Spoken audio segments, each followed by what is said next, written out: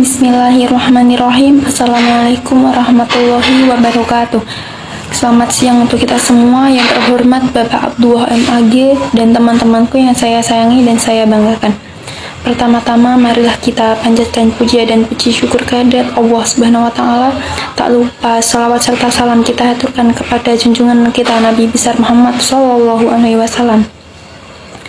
Kami dari kelompok 9 yang terdiri dari Nailatul Jazilah dengan NIM 21505100037 sebagai moderator, Rafiq Lindayanti dengan NIM 21505100046 sebagai pemateri 1, Sarifah Uli Nikmah dengan NIM 21505100056 sebagai pemateri 2, Unsa Alia Syifa dengan NIM 21505100065.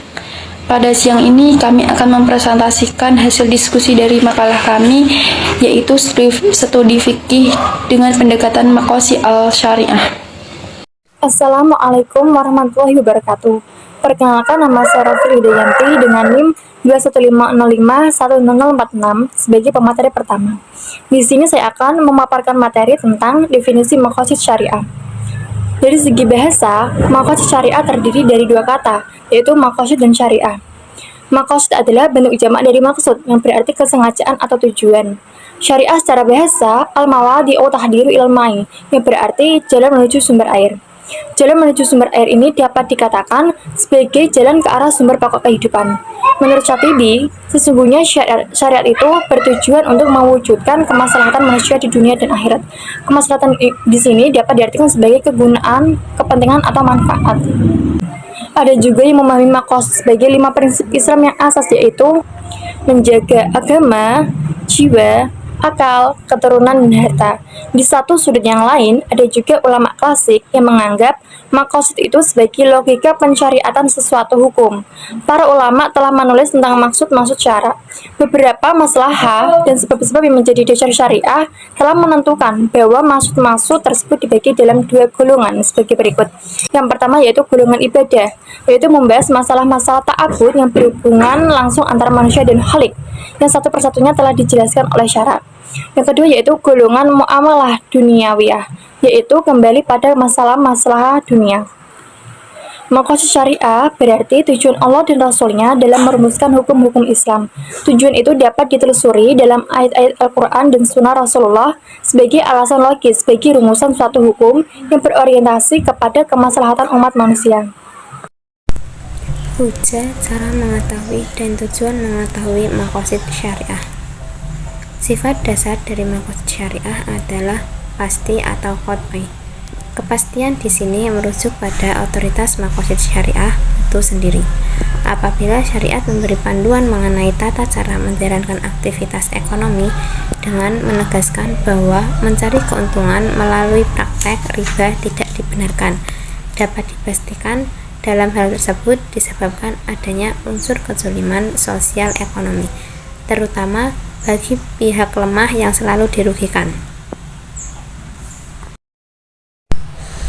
Maqasid adalah sesuatu yang tersembunyi dalam diri yang bermaksud dan tidak dapat dilihat dari luar. Begitu pula maksud Allah, terutama yang berkenaan dengan penetapan hukum. Penetapan hukum adalah sesuatu yang tersembunyi. Oleh karena itu, hanya Allah yang mengetahui maksudnya. Yang mungkin dilakukan oleh manusia hanyalah mengira berdasarkan petunjuk yang ada, yang hasilnya tentu tidak memastikan atau zonni. Dengan demikian, eksistensi fungsi maqasid syariah pada setiap ketentuan hukum syariah menjadi hal yang tidak terbantahkan. Jika ia berupa perbuatan wajib, maka pasti ada manfaat yang terkandung di dalamnya. Sebaliknya, jika ia berupa perbuatan yang dilarang, maka sudah pasti ada kemudharatan yang harus dihindari. Cara mengetahui maqasid syariah diantaranya yaitu penjelasan yang diberikan oleh Nabi, baik secara langsung atau tidak langsung. Untuk itu, seluruh hadis Nabi berkenaan dengan penjelasan ayat Al-Quran harus ditelusuri untuk menemukan kalau ada penjelasan Nabi tentang Allah dalam ayat ini. Melalui asbabun nuzul. Asbabun nuzul itu ditemukan dalam uraian mufasir yang merujuk kepada kejadian yang berlaku pada waktu turunnya ayat. Kesulitannya adalah Tidak semua ayat disebutkan asbabun nuzulnya, dan yang disebutkan belum tentu disepakati para ulama. C. Melalui penjelasan ulama mujtahid atas penelitian atau pemahamannya terhadap firman Allah yang berkaitan dengan hukum.